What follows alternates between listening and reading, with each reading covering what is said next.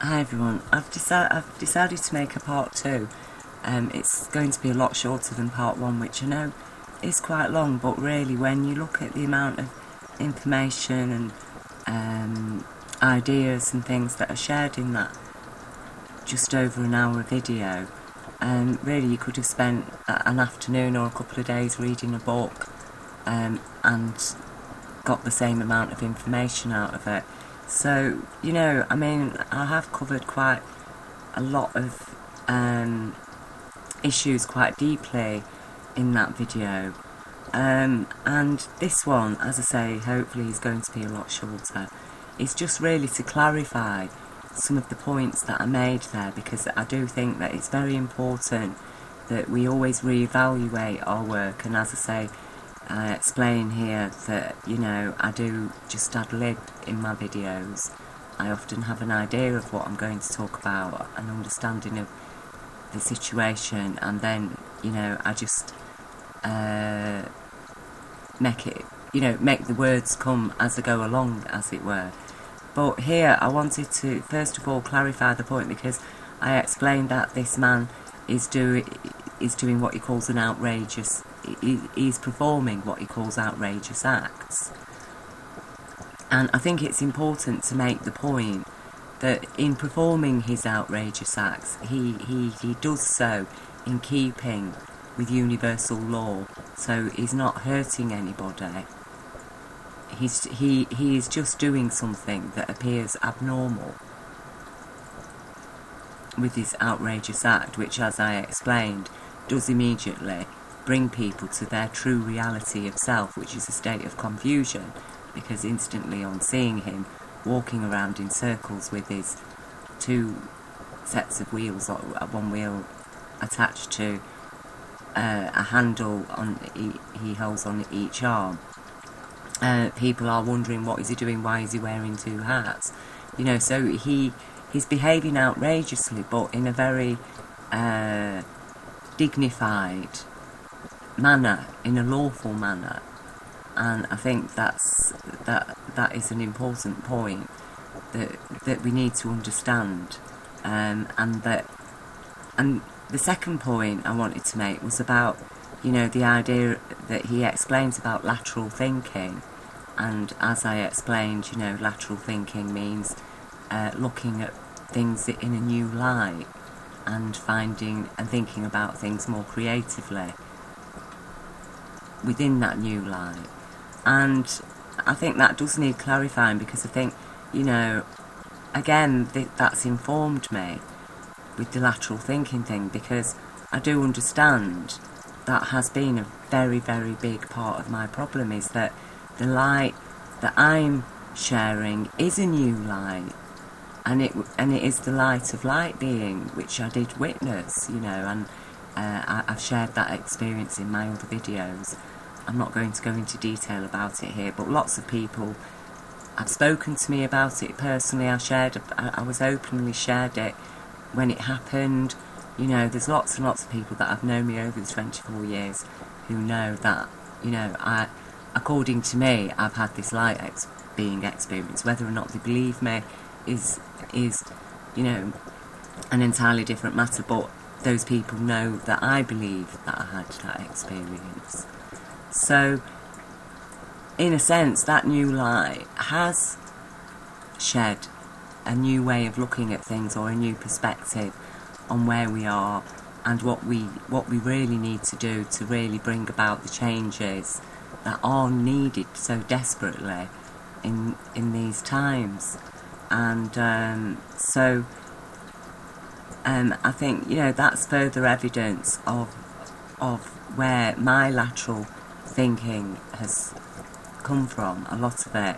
But as I say, I think children are more attuned with universal love and intelligence, because they're just so innocent and trusting, and so they are capable more of lateral thinking than adults. If you explain certain problems to children, they'll find they can invariably find new ways of addressing them, or even understanding them.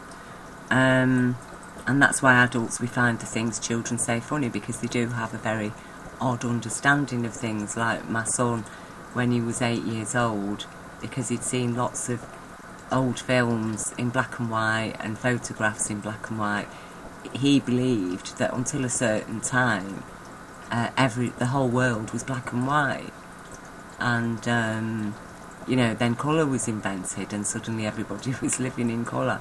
So you can see how children can be very logical and come to very logical understandings, just on basis of the facts.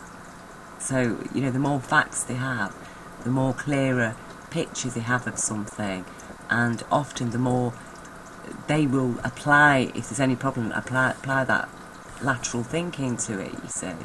But they just need the facts. And so that's why, our job isn't to teach children how to think, it's to provide them facts and information for guidance, and to allow them to think creatively and to accept their new perspectives and understandings. So then also I just wanted to say something more about David Icke and Alex Jones and a few other people that are involved in the present day so-called truth movement, who are the big names in it. That I did mention in my previous video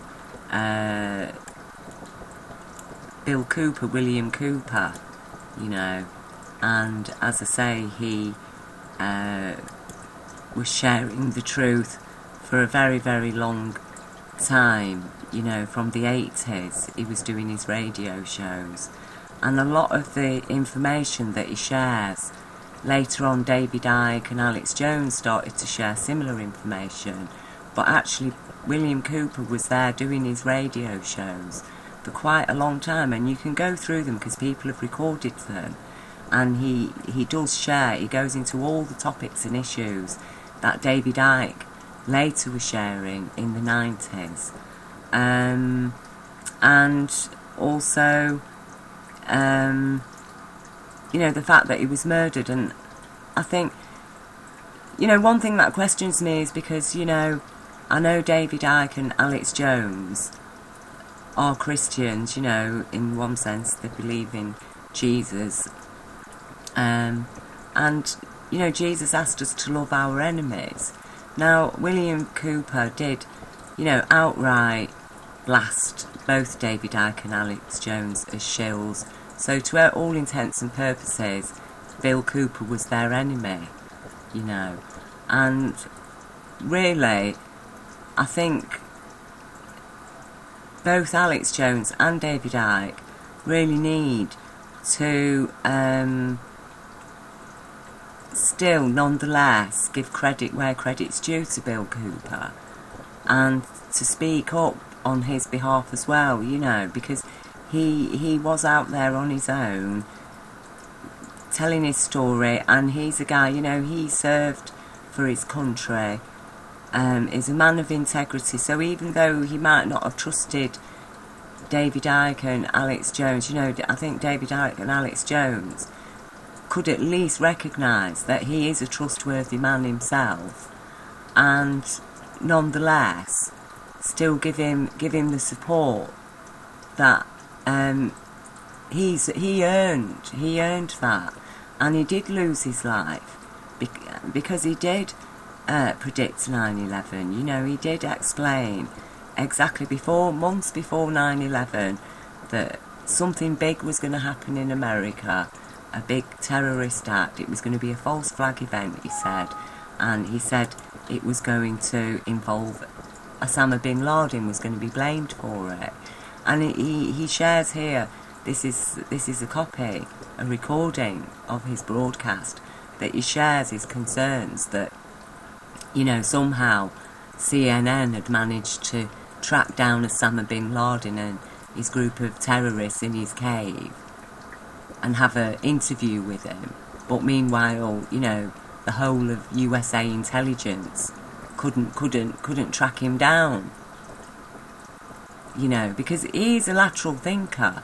You know, William Cooper, he is a lateral thinker.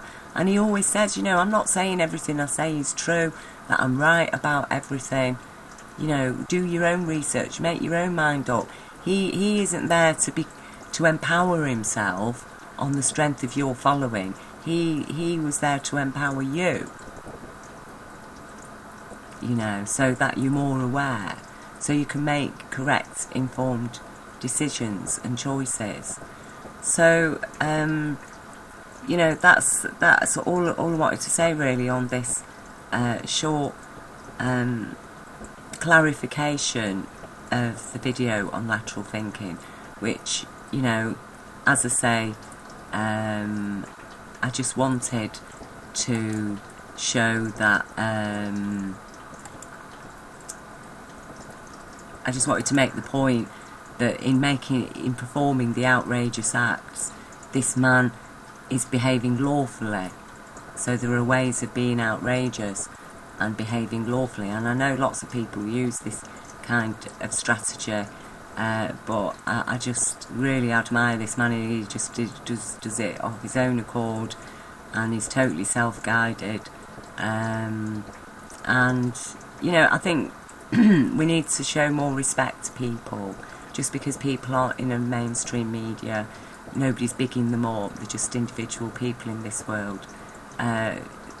You know, we do need to show more respect to one another, and to be less judgmental, less, you know, much slower to arrive at opinions and condemn people off the cuff.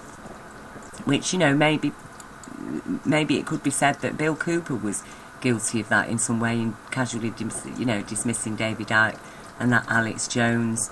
But then on the other hand, he's a very informed man. He knows what he's talking about, so maybe he had good reason to suspect them. And like I say, it's possible that they are compromised, but, you know, can you really blame people for being compromised in this world when, like I say, we're all compromised to some degree, and the idea of truth and honesty isn't to attack and persecute people, it is to liberate everybody from the shackles of oppression and confusion. So, you know, thank you all for listening, and if you get time, if you've got an hour spare, you know, please listen to this video. It is made purely for you and for the children. And that's it. It is just to enlighten people and to share the light, you know, to share some light, basically. And that's all I'm doing. So again, thank you to people who've taken the time, and people who have supported me. I really appreciate your support, because, you know, I do trust you people. I know that you're there not for yourselves. You're there because you genuinely care. You're universal souls, and I do value that. You know, I love you for that, and we all are universal souls, and that's what this is about, is getting people shining the new light, you know, to look at things in a new light, so that we all connect to our universal soul, because that is our human right. And you know, once we're there, as I say, once we start putting the children first, that's the only thing we need to focus on. Once we start focusing on looking, giving everything the best we can for the children, every other problem on this planet will start to be sorted out. So again, thank you for listening.